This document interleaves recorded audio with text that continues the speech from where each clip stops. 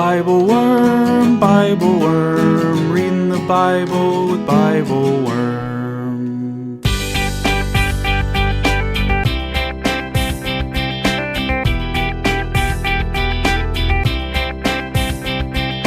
Welcome to BibleWorm, getting to the core of the biblical text. I'm Dr. Robert Williamson, professor of religious studies at Hendrix College and theologian in residence of Canvas Community in Little Rock. And I'm Dr. Amy Robertson, Director of Lifelong Learning at Congregation Or Chadash in Sandy Springs, Georgia.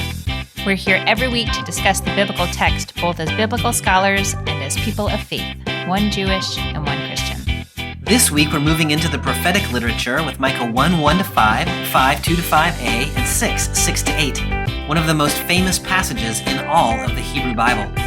We talk about the prophet Micah, who prophesied to the Jerusalem elites, reminding them that the economic and military decisions of the centralized authority have profound effects on people living far away from the centers of power. Micah envisions a new ruler for the community, reaching all the way back to Bethlehem, to the time before David was king, to call for a humble shepherd who will gently guide the people toward peace and prosperity, rather than exploiting his own economic and military power. And we talk about Micah's famous instruction to do justice, love kindness, and walk humbly with God, which calls us back to the Torah and to the concrete actions that make for beloved community, both then and now. Thanks for joining us.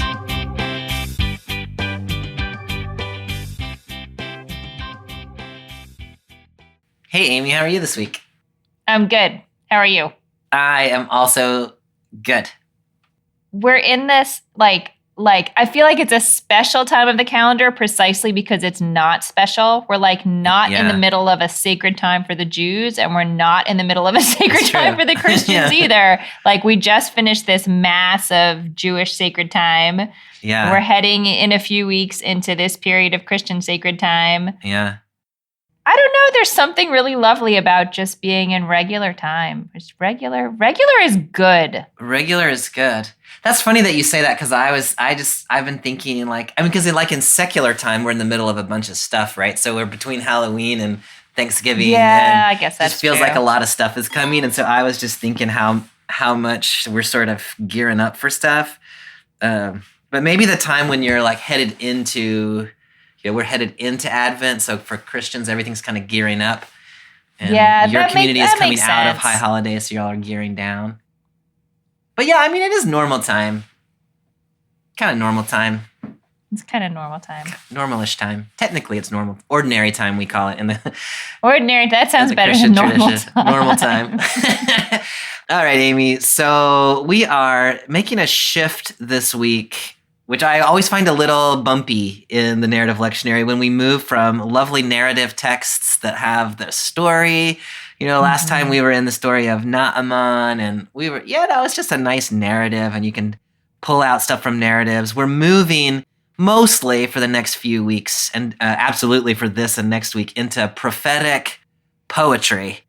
And both of those things are significant. I feel like you often comment on the shift into poetic texts. I was wondering, are you feeling that this year? We're moving into a different kind of literature? Yeah, definitely. It's, you joked before we hit record that with these episodes, we're will we be done in 20 minutes or will this take 3 hours? Yeah. Because there are not many lines to cover. There's not much of we could summarize this text for you real quick. Oh, yeah. And the question is and I always feel like it's a live question. Am I going to read this poem and have some kind of portal opened where, there's just so much to sort of pull out and so many metaphors to explore? Or am I going to read it and just sort of feel okay, I'm picking up what you're laying down. Yeah. That's it. And I feel like I don't have a special system for I can't just press the button and be now we'll have a mystical experience. Yeah. I don't know what will happen. I don't know what will happen. Yeah, no, I absolutely agree. So today we'll try to slow down, though. We're in the book of Micah, and we're in 3 little sections of Micah following the narrative lectionary. We're going to read 1:1-5, which is just a slight expansion of the narrative lectionary. And then we'll be in 5:2-5a, and then 6:6-8. So there really is. There's only, what is that? Like 10 verses or something like that there. Mm-hmm. But they're poetic and they're prophetic, and oftentimes that can unfold in unexpected ways. The other thing about the way we do BibleWorm, which I think is exactly the way that, you and I both think about reading text, is you never quite know what's going to be in a text until the two of us are talking about it together, and a lot unfolds in the interaction between different readers, which to me is one of the beautiful things about reading the Bible. Yeah. But it also means it's very hard to control exactly like where things are going to go. Yeah. There's at least one wild card, maybe several in this conversation. So I will remind our listeners and maybe ourselves as well that we did talk about the book of Micah a little bit this past summer in our special summer series on economic justice. We started where this text today ends. We started with Micah 6 to 15 in the summer, and then continued on in 7, 1 to 7. So if people are interested in going back and getting a little more or seeing what we thought, sometimes you read the text once, like in a different part of the calendar and also with a different set of verses, and you unfold different things about it. Yeah. So that was episode 348, which came out sometime in July. And so if folks want to go back and listen to that episode to try to get some ideas about the very end of this text, that might be worthwhile as well. Yep. Can you set the stage for us a little bit about the book of Micah? And even just like when is it written and how does it relate to the things we've been doing?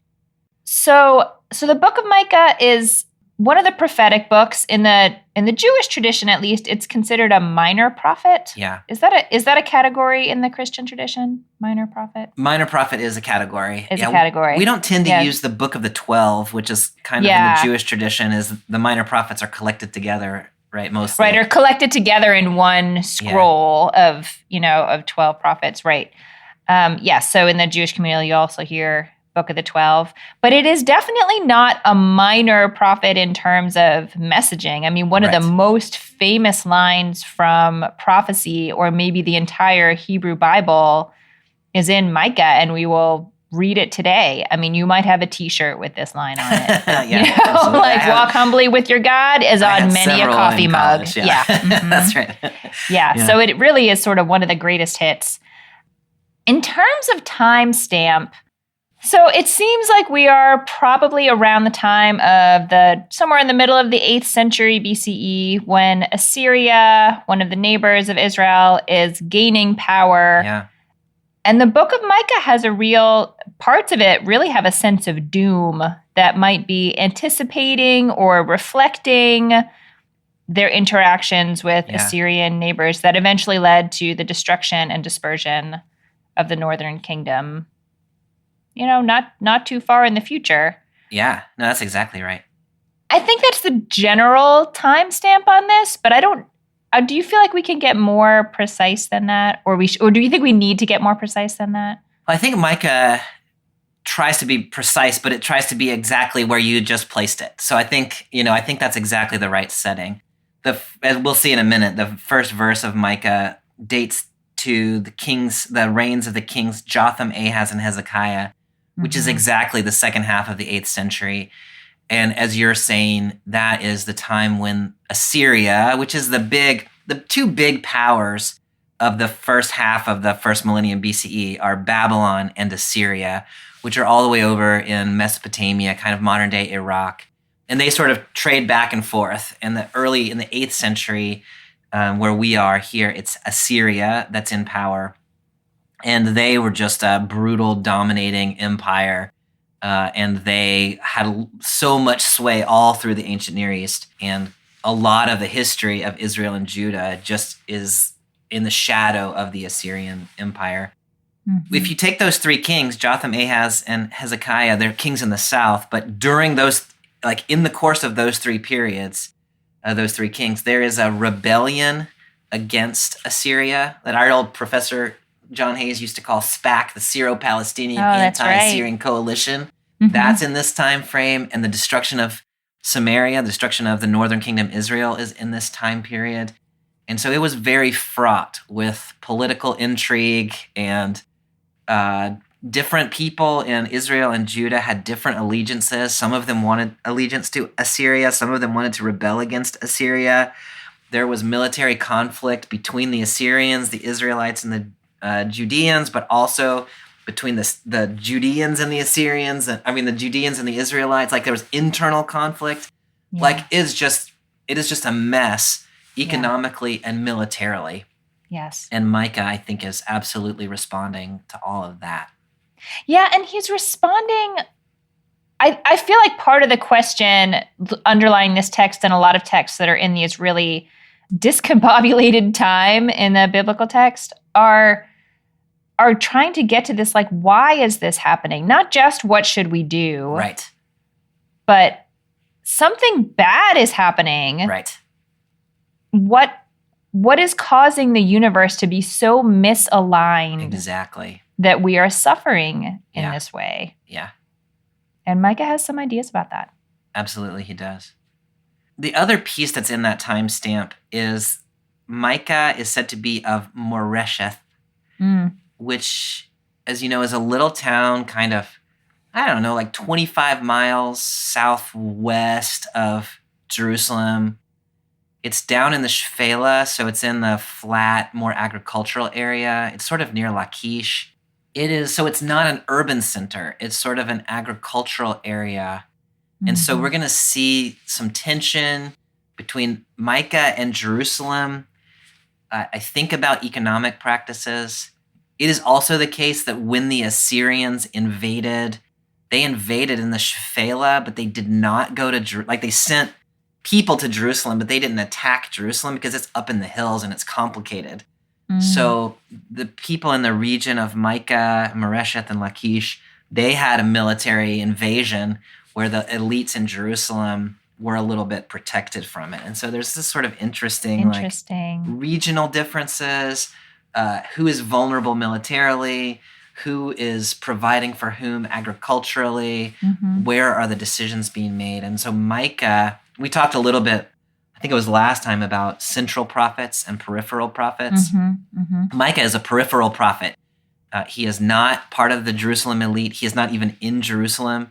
He is out in the Shephelah. He is an agriculturalist. His people are farmers, and his people are bearing the brunt of economic and military unease, I think, in the area. So it's a really rich context. And in a lot of ways, like even just as I'm talking about it, I'm like, oh yeah, you can see all those same dynamics like in our world today, right? About who is exposed militarily and who is economically distanced from where decisions are being made and all those things. Right. Who is making the decisions, and then where do the ramifications of those decisions actually fall out? Exactly.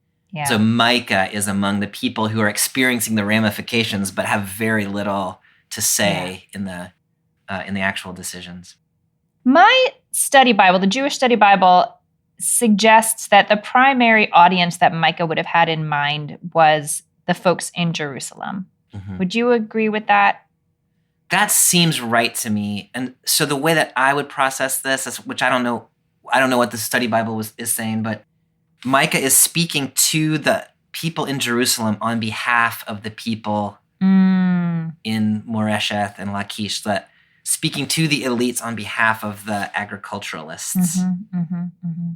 So if that's what they mean, then I fully agree with that.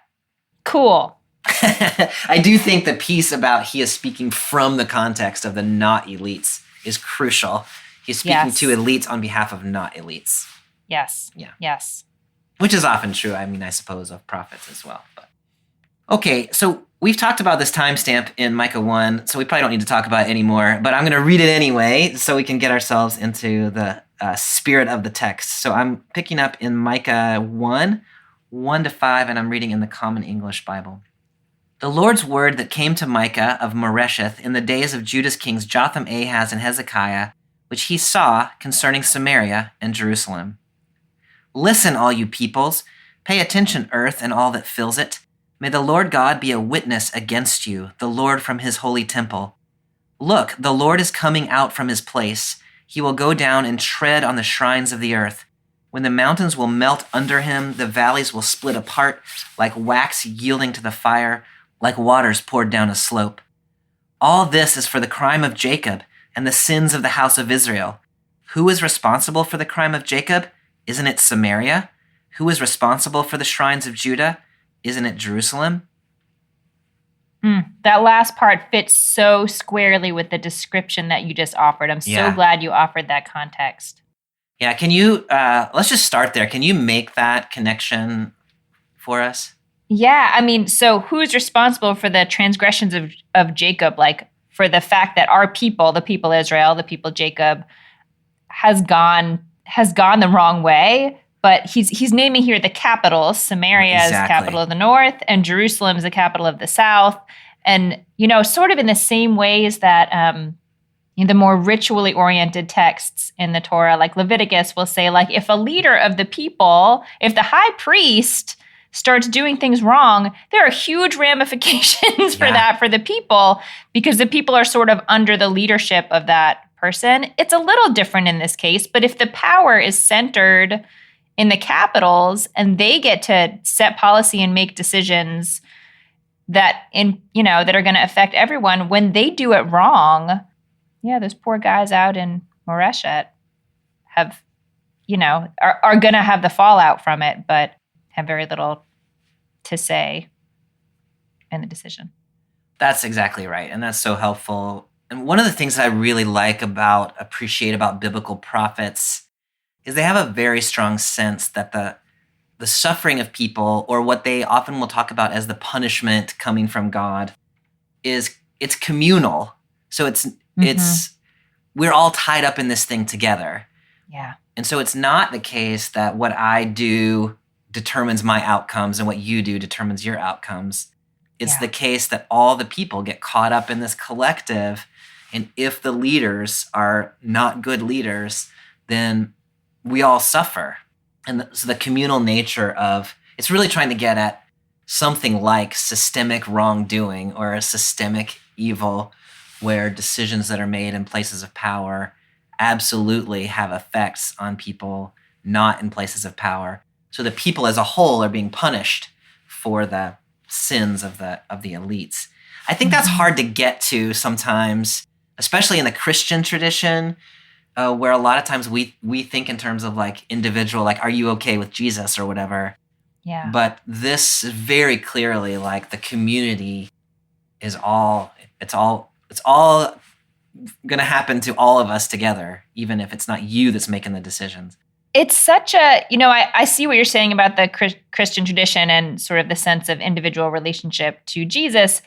And I also think it's hard just in American culture. Like our culture is so individualistic in terms of how we imagine that our fates work. We're actually in the religious school right now talking a lot with the kids about this, the I guess Jewish value is our evut, but is this idea that we are all bound up together. Our fates are all bound up together, and we are responsible for each other in every way, not just because we want to be nice and good people. Like, that's nice. We should want to be nice and good people, but like there's a reality about it. Like, actually, we actually are. Yeah. And and you certainly could talk about it in a totally secular way too. Yeah, like, that's absolutely we right. can pretend that our decisions don't impact other people, but they certainly do. So when you say it that way, like, it's making me go back to the earlier part of this passage. So in verse 5, where we were just talking, this is for the crime of Jacob and the house of Israel, who is responsible, Samaria and Jerusalem. So it's sort of local. But the prophetic oracle is actually given in verse 2. All you peoples, pay attention, all the earth. The Lord is a witness against you. That is, the Lord is a witness against the whole world. The Lord from his holy temple. And then you get in verse 3, God is going to come down and tread on the shrines of the earth. So there's this real sense in which it's not just that the crimes of Jerusalem and Samaria have effect for Israel and Jacob, but in fact, this like global suffering of the whole earth, all the peoples, is due to the wrongdoings of these two specific places. Can you help me think about that? I have two different thoughts, and I don't know which one to start with, but I'll start with this one. So, I mean, I think maybe from the perspective of this text, at least, we've talked about the idea that Israel is supposed to be a people through which all people are blessed. And so I guess as I'm saying this, I'm like, what kinds of anti-Semitic tropes could be spun out of the possibility that it's also a people, through which, maybe we don't want to go there. But I wonder if the text has some idea that like your actions, even beyond impacting just yourself or your immediate city, like you don't even know the ways that they can sort of bubble out through wider creation. I think that only leads to anti-Semitic trope, and I do think that's a real danger if the reader sort of says, oh, that was true of Israel in the past, but it's not true of whatever community I'm a part of today. But clearly it's the case, if you are listening to this, especially in the United States, that the wrongdoings of the U.S. have a global effect, right? Yes. And so the excesses of the U.S. and the economic instability of the U.S., like that ripples out way beyond us. Yeah. And so it's just self-evidently true in one sense that, especially if you are in a powerful place, that the wrongdoings of the leaders of certain nations have global effects. And so I think that, as long as we identify ourselves, whoever we are, as being spoken to here and not sort of like blaming someone else, then I think that that's an important insight. You said you had two insights. I was curious what the other one was. Well, I think this might be a wrong-headed one. But when you first read verse 2, listen, all you peoples, give heed, O earth, and all it holds, and let my Lord God be your accuser. Mm-hmm. I think the word accuser in my mind sort of flipped this switch. Like, are we going into sort of trial mode where there would be witnesses to, like sometimes a biblical text calls in witnesses to when the covenant has been broken. Yeah. And there's going to be ramifications for that. The CEB translation will be a witness against you. And so I think you're exactly. The Hebrew, is aid. The Lord will be a witness. The Lord will be a witness against you. So I guess I wondered in some way you're right that the ramifications of this do seem to impact even the natural world, which has clearly done nothing wrong. So the ramifications are much bigger than the people who have done wrong or their immediate communities or even their nation. But I wonder if some of the calling in of people to witness and pay attention to what's happening is like a trial. Yeah. No, I think that's important, Amy. And so the God is a witness against you, earth. And so it's not simply the case that Jerusalem and Samaria have uniquely been irritating God, but somehow the whole earth has also, the whole earth is kind of caught up. And God seems to get motivated because of Israel and Judah, but now God is a witness against the whole world. I don't know, because one thing that I'm trying to think about is Assyria is also doing some stuff that is problematic. No kidding. Yeah. Right. And so God may simply be noticing all of the violence and all of the crime and all of the murder and all of the military aggression and saying enough of this. Right. Yeah. Now this imagery, and particularly in verse 4, the mountains will melt under him, the valleys will split apart, wax yielding to the fire, water poured down a slope. I don't know. I want to know what you do with that imagery of melting and splitting and wax. And I am particularly taken by the wax. Yeah. Like the idea that something that seemed to have real substance to it, just by being in proximity to the power of God, like it loses its it loses its substance and Yeah. becomes nothing. And it's such an interesting, it's like a destructive image that is not it's like a gentle destruction. Like it's not like bashing it up or Yeah. It's just like, just by being in proximity to a real source of power, like Yeah. you think you have all this power and are using it all these ways, but just by being in closer proximity to God, the real source of power, you just become this, running cascade of wax. For some reason, I'm thinking of the ending of Raiders of the Lost Ark, where that dude's face melts. Tell me I'm more like, about that. That's what it is. I think what's happening here, the metaphor in the Hebrew Bible for anger is your nose is hot. Mm-hmm. And when the heat emerges from your nose, like that's when stuff gets real. And so like I think this melting is saying like God's nose is hot, y'all. Like God is really, really angry right now. We also get the treading on the shrines. So God seems to be like stomping down. I guess shrines there is high places or something like that. Yes, my translation has he will come down and stride upon the heights of the earth. So it's not as clearly talking about shrines. But yeah. Oh, interesting, because how you read high place there really does matter, because it does have just like a literal, like it is a place that is higher than other places. Right.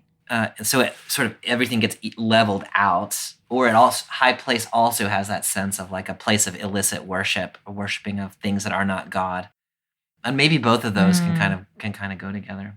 Mm-hmm. The other thing this has nothing to do with anything, but I'm so interested in the way that prophecies take place in the Hebrew Bible, and this one is very clear. This is the word of the Lord that Micah saw.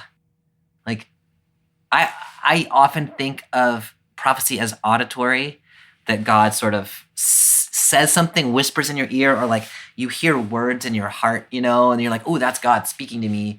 But this is not that. Micah seems to be having a vision of all of this, and he's relating in words the vision that he has seen.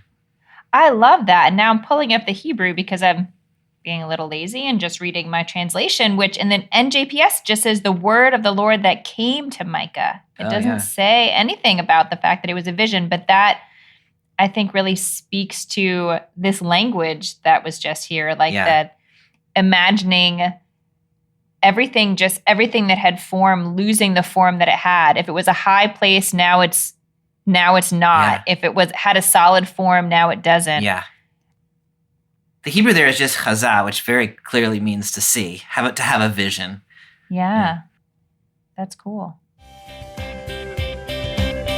Hi, everyone. It's Bobby here from BibleWorm. We hope you're enjoying the podcast. Amy and I started BibleWorm a couple of years ago because we wanted to create a space where we could talk deeply about the Bible in ways that bring together our academic backgrounds in biblical studies and our deep engagement with communities and people of faith. We decided to make this resource free because we want everyone to have access to sound biblical scholarship that connects biblical faith to everyday life. We hope you're finding the podcast fits that need. That said, while the podcast is free, making it is not. Amy and I and the rest of Team BibleWorm spend a lot of time and energy studying, recording, and editing the podcast to make it freely available to the public. If you enjoyed the podcast, and if you find yourself in a position to support our work, we hope that you will consider becoming a BibleWorm supporter for as little as $4 per month. For a bit more, you can also get early access to episodes, weekly liturgies, video Bible studies, join a monthly discussion group, and more. We realize not everyone is in a position to support the podcast, but if you appreciate our work and want to support us, we hope you'll check out our Patreon at patreon.com/BibleWormPodcast for more details. Thanks so much for listening, and now back to this week's podcast. So the narrative lectionary has us moving then to Micah chapter 5, verses 2 to 5a, and this is quite a famous passage, as you probably recognize in the Christian tradition, because it is often taken as a messianic prediction of the Messiah coming from Bethlehem. So I'm going to do my very best to bracket that interpretation for myself and also for our Christian listeners until we sort of think about what's it actually maybe doing in Micah, and then then we can sort of unfold the Christological implications if we feel so moved. So 2-5a. As for you, Bethlehem of Ephrathah, though you are the least significant of Judah's forces, one who is to be a ruler in Israel on my behalf will come out from you. His origin is from remote times, from ancient days. Therefore he will give them up until the time when she who is in labor gives birth. The rest of his kin will return to the people of Israel. He will stand and shepherd his flock in the strength of the Lord, in the majesty of the name of the Lord his God. They will dwell secure, because he will surely become great throughout the earth. He will become one of peace. I just want to note here that you already pointed out to me there's a difference in the versification between different publications of the text. So if you happen to be reading the NJPS or a JPS translation, this is actually chapter 5, starting at verse 1, going through the beginning of verse 4 instead of 2 through 5. That's really helpful. Yeah, it's so confusing when we're in different. I know. I'm glad you noticed it this time before we started. So, I mean, clearly this is talking about a ruler who is to come forth. Mm-hmm. And I want us to talk about that here in a minute. But first, I want to talk about Bethlehem of Ephrathah, which is a very specific place, which is described here as least significant of Judah's forces. And I just want to ask you, what do you take to be, if anything, the significance of Bethlehem in this context? Bobby, I don't know.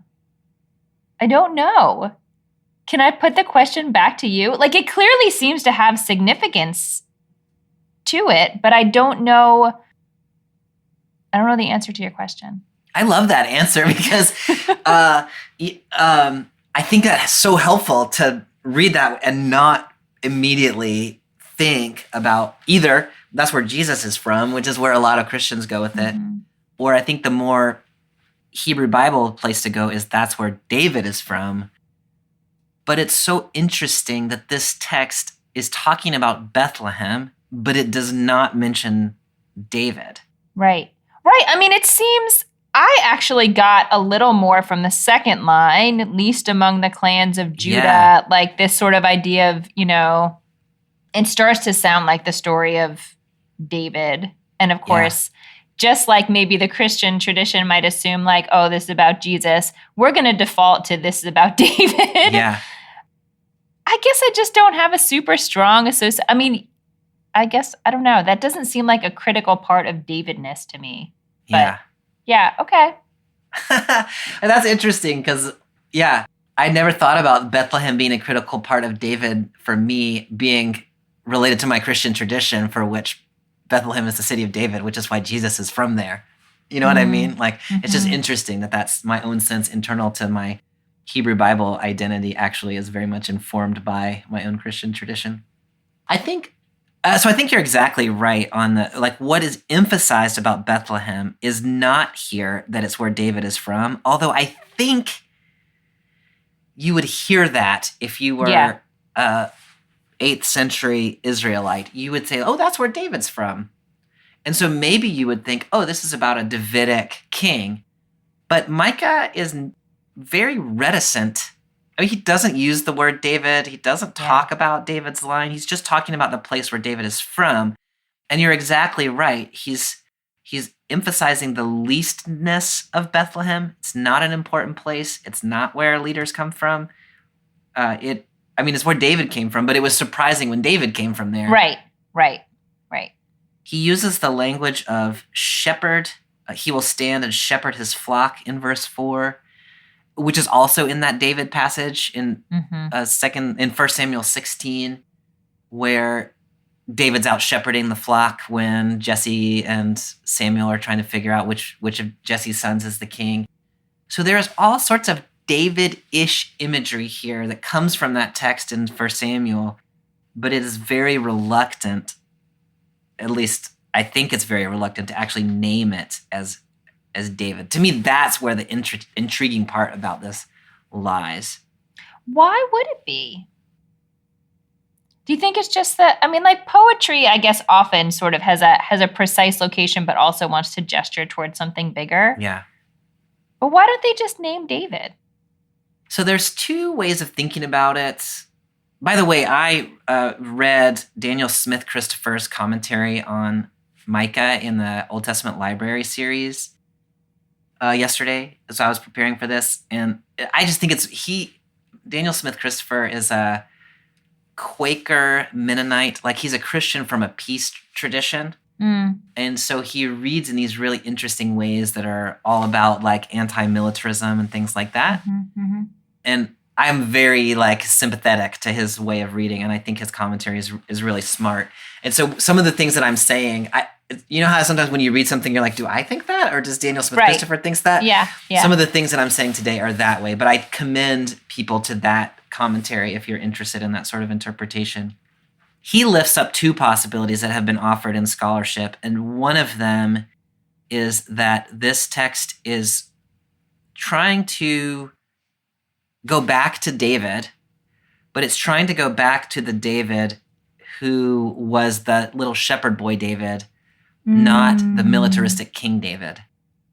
I love that. So it's trying to lift specific, aspects or characteristics of David or moments in David's life without importing the whole story. Because you're right, there is over the course of David's life, there's a big change. Yeah. I love that. So that reading is like, let's go back to the Davidic line, but let's go back to the very beginning of the Davidic line when it was not so militaristic and puffed up. It was a shepherd trying to do right by God.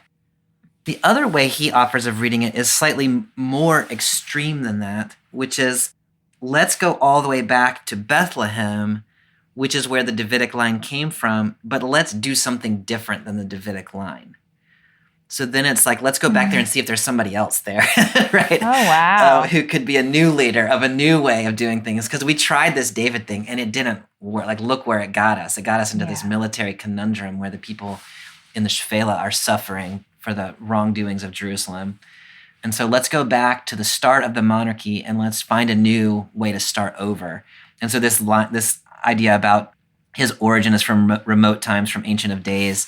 Like, let's go back to the time back before the monarchy and find somebody else from that time period to be a new ruler of a new king. And so it's a similar idea to let's correct the Davidic line, but it's like, let's correct it by going trying somebody who's not going to get caught up in this militaristic stuff. I love that so much. And I'm so glad I asked that question that I thought was a dumb question, because now I have that answer. And that's such a great answer. I love that question because it doesn't assume that we know what we're doing as soon as we read it. Yeah. Yeah. And it ties so much into the very next part about birth. Like, something's going to be born. Yeah.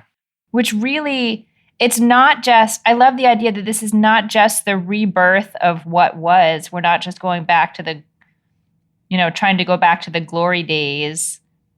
It really can be something new. Yeah.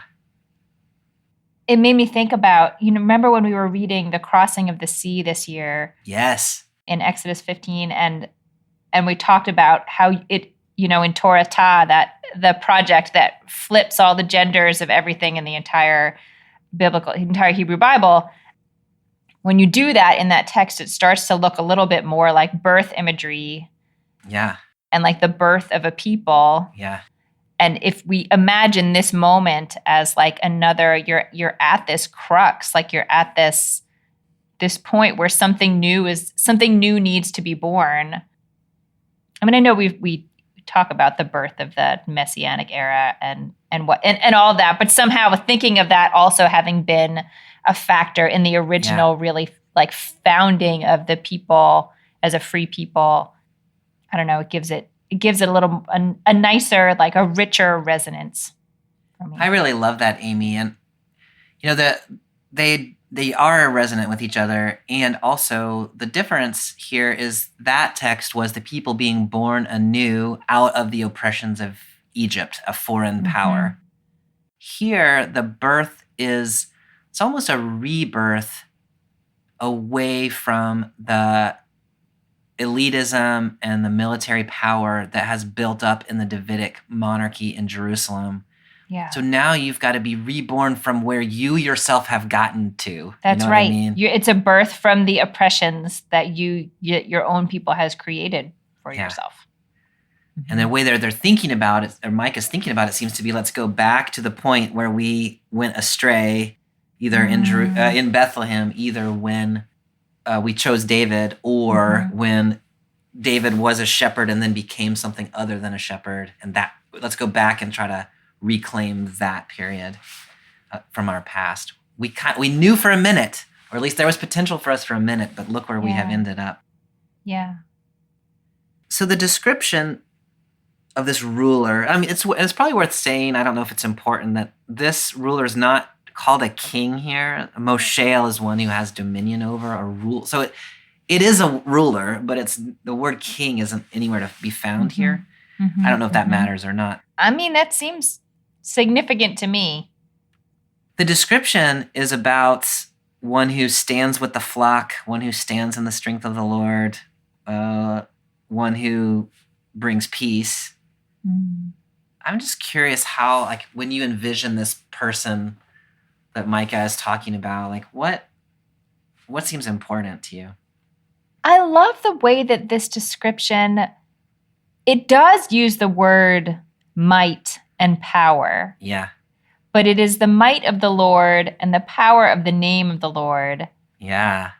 And the person who is standing in that position is a shepherd who is a protective figure, is a leader, but not the leader who has the sort of might himself.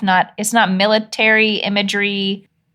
I think the juxtaposition of shepherd and might and power of the Lord is I don't know. I don't even know what adjective to use. Is significant, is worth paying attention to, there's something there. Yeah. No, I love that. There is absolutely a strength here, and also the very last line is one of peace. And this idea that it is because this ruler is great throughout the earth. Like, the way that I kind of put it together for myself is that this person has such gentle power, or something like that, like strong, but strong in a way that creates peace, strong in a way that is protective, and strong in a way that's not his own power, as you're saying, but is the power of God. And that makes him respected throughout the whole world. Not just like, I'm not just on team Judah here, right? I'm on team, let's just have everybody live in peace. And if we all sort of are able to do that, then there doesn't need to be aggression. I don't quite know what that looks like. Like, what do you do on Monday morning when you wake up if you're that person? I don't know. Exactly. Well, if it were an easy job, Yeah. Yeah, as you were talking, it made me think about, again, like in our interactions with children in particular, but not just children, any people who are in distress, like this idea that what they need is for you to share your calm, not to enter into their distress or meet their distress with more distress and try to crush it. Just, you are the fount of calm. Yeah. Which is a whole other scale of it when you picture you're dealing with militaries and like the level of the way the ante is raised when you have grown people who are panicking and have weapons, which is like a whole different thing than a child having a tantrum. I love that you go to a parenting metaphor. Like, what was occurring to me as you were talking was, do you remember the dog whisperer? Caesar Milan. He was like super popular, like, I don't know, 2008 when I got my first dog or whatever. And his thing was calm, assertive. And that's what dogs need, is you're very calm, but you're in charge. And so for like, I don't know, like 2 or 3 years of my life, that was how I thought about everything. That's how I thought about my dog. That's how I thought about teaching my classes. It's actually not a bad way to parent a kid either. No, it's not. Calm, assertive. Not a bad way to do most things. We can learn a lot from the dog whisperer. The dog whisperer. Oh, I miss that guy. He might still be around. I don't know. My first dog I got. Do you remember Siduri? She named after the Babylonian. Yeah, I remember Siduri.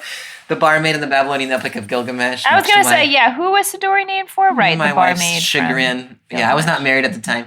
So when I moved out here, from Atlanta, and I had a new job. I didn't have any friends. I wasn't married. Didn't have any kids. And so I just spent all my time with this dog. And so I was very calm and assertive, and she was such a great dog.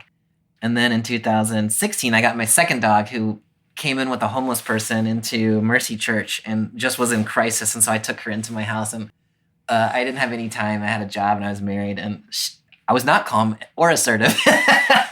And that child, and she's a maniac. That dog is insane. She's a sweet dog, but she is ornery and she's always up to something. Yeah. So this ruler from Bethlehem is meant to be like 2008 Bobby and his dog, and not 2016 Bobby and his other dog. Anyway, we have gone astray. I have gone astray. Okay, anything else we should say about the ruler from Bethlehem? Because there was a versification issue, I knew that I was supposed to stop somewhere in verse 4, but I wasn't sure what 4a meant or something like that. So I just want to point out that immediately after this, it goes back to talking about Assyria. Yeah. And the only reason I want to point that out is just that, these texts have a way of being in time and being out of time.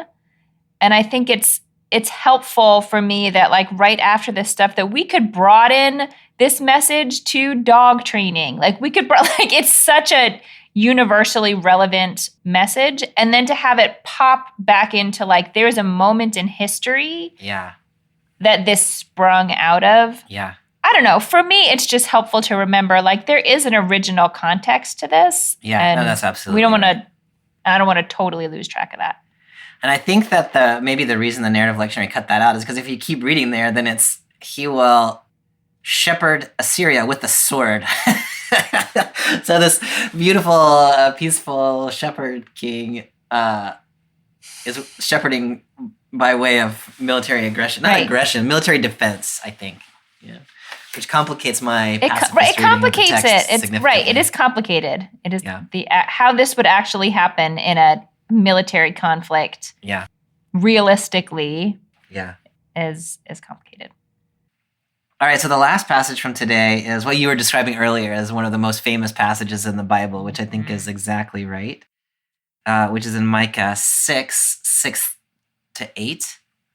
We read this in the summer, but somehow it feels different coming from where we just came from rather than headed toward where we were headed last time. So anyway, Micah 6:6-8. With what should I approach the Lord and bow down before God on high? Should I come before him with entirely burned offerings, with year-old calves? Will the Lord be pleased with thousands of rams, with many torrents of oil? Should I give my oldest child for my crime, the fruit of my body for the sin of my spirit? He has told you, human one, what is good and what the Lord requires from you, to do justice, embrace faithful love, and walk humbly with your God. So I want to get to the famous verse 8 in a minute, but there's quite a build-up before we get there in verses 6 and 7, in which somebody, who I read as sort of a rhetorical construct that Micah has created, although I don't know how you read it, is trying to figure out, like, what should I do that will be pleasing to the Lord? And sort of offers this idea of sacrifices, and then, like, lots of sacrifices, and then maybe the most sacrifices. Child sacrifice. Yeah. What do you think is happening there in 6 and 7 with that sort of progression of sacrifices? I mean, I feel like it kind of makes me laugh, but it's this, like, you're aware that something's wrong, and it's big. And so you're trying to think of ways to make it go away. Yeah. And this individual is, of course, wrongly thinking that if you just sacrifice enough, that it will deal with whatever the problem is. And so if for a really big problem, you have to have a really big sacrifice.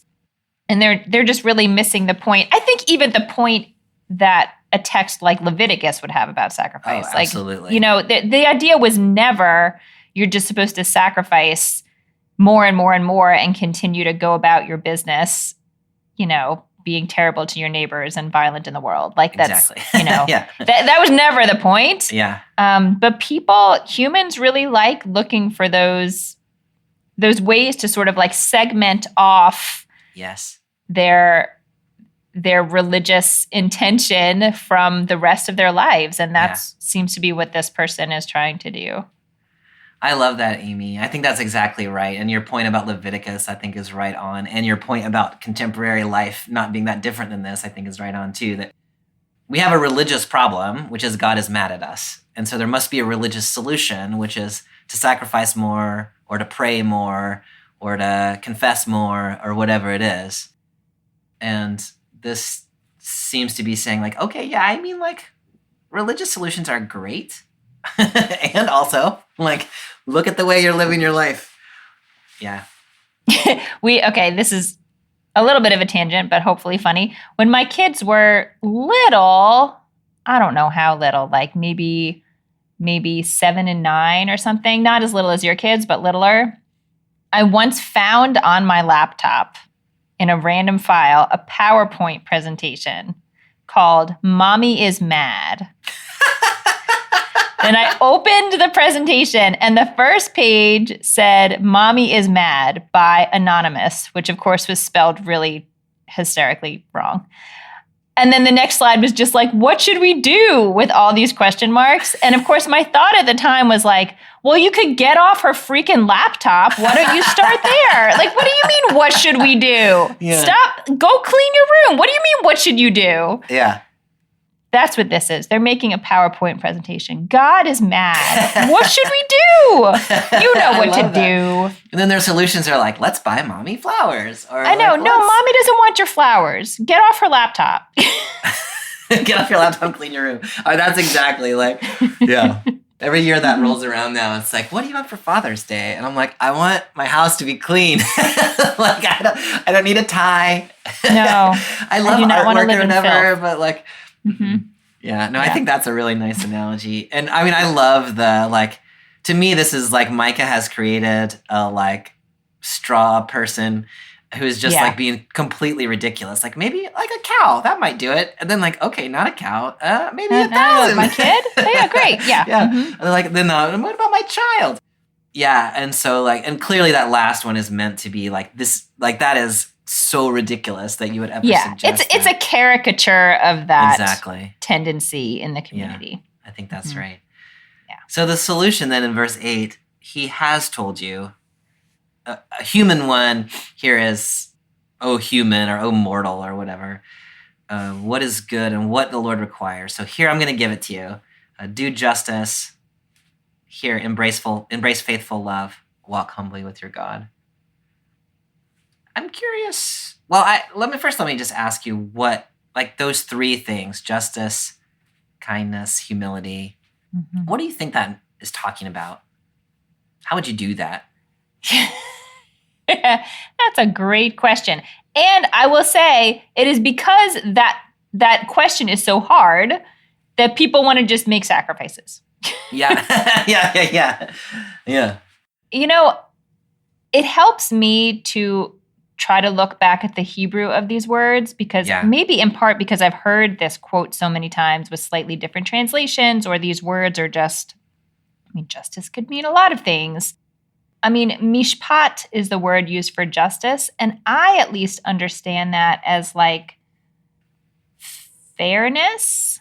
Like it's not the kind of justice that's like righteousness. Not that righteousness is great. We should, pursue that also. But this is like, is that how you would think of mishpat? As like fair measures, don't cheat people. Exactly. Like play by the rules that are actually fair to everybody. Yeah. Be reasonable. Like this, it seems like it shouldn't be a very high bar, although clearly it is for people. Yeah.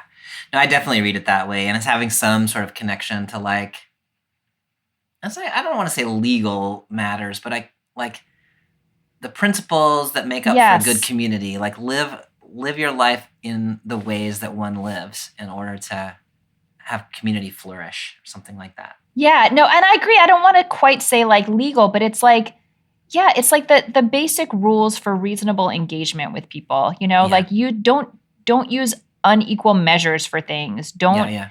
if you find something that belongs to someone else, give it back to them. Like, it's not, it's pretty concrete stuff. That's the word I was looking for. Yeah, concrete. That's exactly it. It's not some sort of like abstract principle, but there's actual things you can actually do. Yeah. To respect your fellow human being. Yeah. Mm-hmm. Yeah. What did you do with the embrace faithful love? Embrace faithful love. So the Hebrew is ahavat chesed, which is like love of. The word chesed, it's often translated as loving kindness, which I read somewhere that like loving kindness is not really a word in English. It was created entirely to translate the word chesed. Yeah. But I think of it as this like if mishpat is sort of like the concrete sort of requirements of like decency to other people, chesed is like the stuff that's not required. Like, be generous with acts of kindness and assume the best and go out of your way to like find ways to do something that will help the people you're like it's this like overflowing, unnecessary, extravagant. I mean, this is saying it is necessary, but it's like beyond the sort of the rules. There are never going to be rules about chesed that tell you what chesed has to look like, but it's this movement towards other people. And, I love that. I don't know. What else would you add for? No, I love that way of talking about it. The expression that was coming to my mind is fidelity in relationship or something like that. So we're in relationship with other people and we value those relationships. And here it's loving that, right? Love of fidelity in relationship. And so it's sort of relishing the opportunity to be in relationship with other people, sort of broadly construed, and then doing what one needs to do in order to foster that relationship. That phrase of chesed is used, as you know, often in the Hebrew Bible of the way God acts toward us, like covenanted fidelity or something like that. And so I think there is an invitation here to be in relationship with one another in the way that we wish for God to be in love with us or in relationship with us, which is, a big ask. But I think it's like, it's a big ask, but also the principle of it is really simple, as you're saying, which is go above and beyond, care for one another. Go above and beyond in your care for people. Yeah. That's all it is. But I love that you drew out, it's not just do chesed, it's love of chesed. Love chesed. Like nurture in yourself a genuine love and attachment to the idea that this is what we do. We do chesed. Yeah. Yeah, I love that. What about that last phrase? Walk modestly with your God. The word, I wish they had used a different word. but they didn't, and that's okay. The word that they use in Hebrew has over time grown to have more complicated associations in the Jewish word. Oh, interesting. Tzniut, as modesty, becomes associated with mostly how women should comport themselves and dress. So it's a whole other, that's not what they're talking about here. Micah's not talking about that, but I'm just realizing like in my own mind, like, I have baggage around that word. But I think the idea is the way I read it is sort of, you're not trying to draw attention to yourself. Yeah. Like you are walking with God in a way that you don't need that. Like you don't need to put on a chesed show. Like everyone look at me because I'm doing these things, or like you have enough. I'm thinking back to the calm, but what was it? Firm, but calm leadership. Caesar Milan was calm, assertive. Calm, assertive. Yeah. Yeah. But that when you have leaders in your life who are calm and present and, hold clear boundaries or whatever, as we might imagine that God would, or we would want to be in the world, the idea is that we don't become super hungry for attention or praise or It doesn't have to be about us. I guess I see all of this sort of, fitting together, that we are secure in our relationship with God and don't have to make everything about us. I love that, Amy. What do you have for that one? No, I think that's exactly right. Not drawing attention to oneself. So you're with God, and like God is the point, and like doing the things that God has invited us to do, and not needing to be recognized or like celebrated for doing that. It's just the way that we are. Mm-hmm. The other piece that's in there that I think is really important is the verb at the beginning. He has told you, which is in the past tense. So this is not news. Like God is not now telling you this is the way to make things better, but God has already told you. And the way that I read that is you've got the Torah, y'all. Like go read Leviticus and go read Deuteronomy. Yeah. And go listen to BibleWorm's summer series on economic justice. And there is a way, it's not a mystery. Like there is a way in which God has envisioned people living together in ways that do all of these things. And as you named some of them earlier, right? If somebody loses something, give it back to them.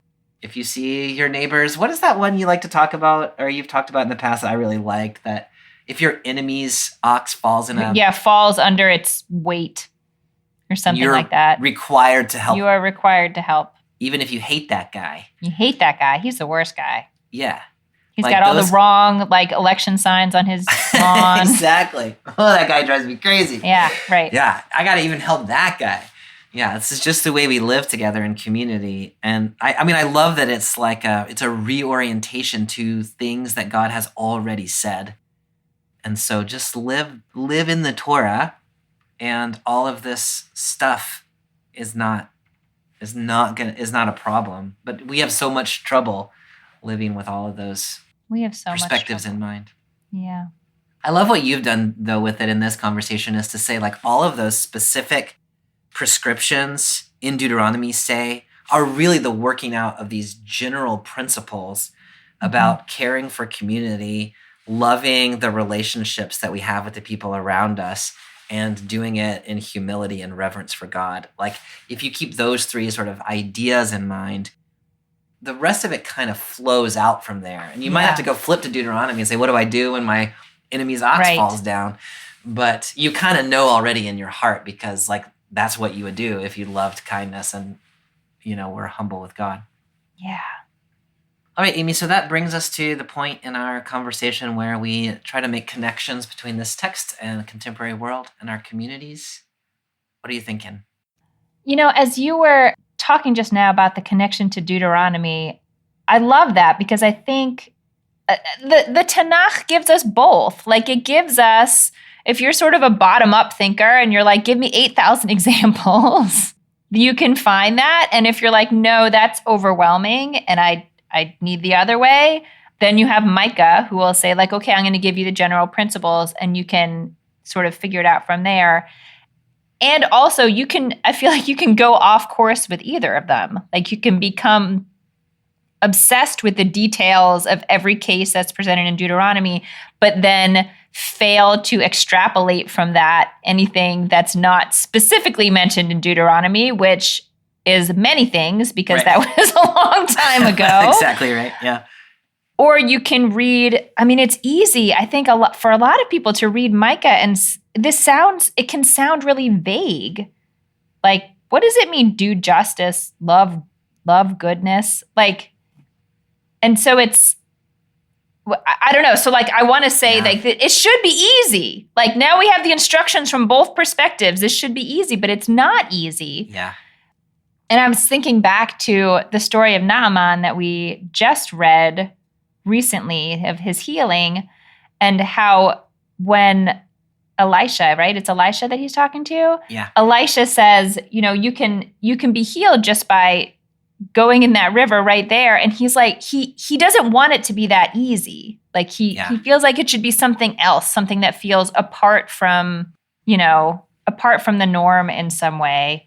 And this is just another text that I feel like is telling us, no, it's not about creating a separate religious ritual. It's not about, this thing that you can isolate in time. It's the everyday, and clearly it's not easy because otherwise we would be doing it. Yeah. That's not a very profound message to offer, but it's where I am, I guess, that I need to check in with myself periodically about what is it that I need. Do I need the general principle, or am I getting so loosey-goosey on the general principle that I need to go back to a little more rigid, like, no, this is actually going to tell me what to do until I get into some habits. Yeah. And then I can extrapolate. Like, I find myself sort of going back and forth between the two poles. Yeah. So I'm grateful that the text overall gives me both. Yeah, no, I really like that. And, our summer series, that one, because I can get into the point where I'm like, I kind of do justice. I love kindness. And then when we went back and read Deuteronomy, especially Deuteronomy 15, which is like, hey, every seventh year, like, if anybody owes you anything, just write it off and be like, you don't owe me that anymore. That going back to the specifics reminds me that there really is, like, if you think you're doing justice, you probably really aren't. Like, the bar is always like, there's always more. Like, I could be more just. I could be more. And so to not get overwhelmed by that, by sort of inhabiting these principles, but also I like you, I found that sort of reorientation, like, oh, there really is a bar that I am not living up to. Like, what could I do in my own life that would be more just in the way that the Torah envisions?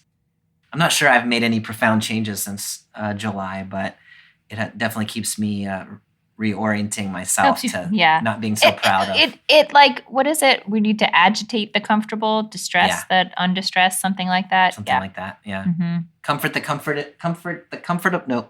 Nope, the opposite of that. Comfort the comfortable. Hey, you look. We spend a lot of time doing that. Yep. You look really nice there on the couch. More comfortable. Would you like a blankie? Yeah. Yeah. Afflict the comfortable and comfort the afflicted. There you go. That's better. That's it. That's it. Yeah.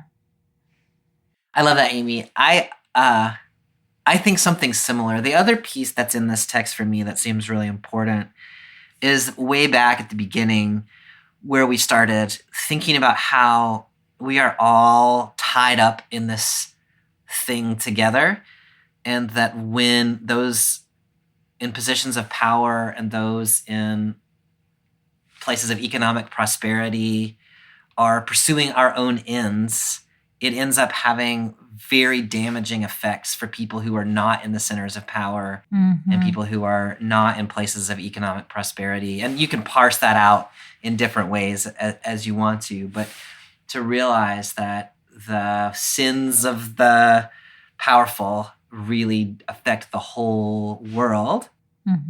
For me, that's always an important reminder. And I am always closer to being in Jerusalem in that metaphorical sense than I am being in the Shephelah. And so for me to keep that in mind, I think is really important.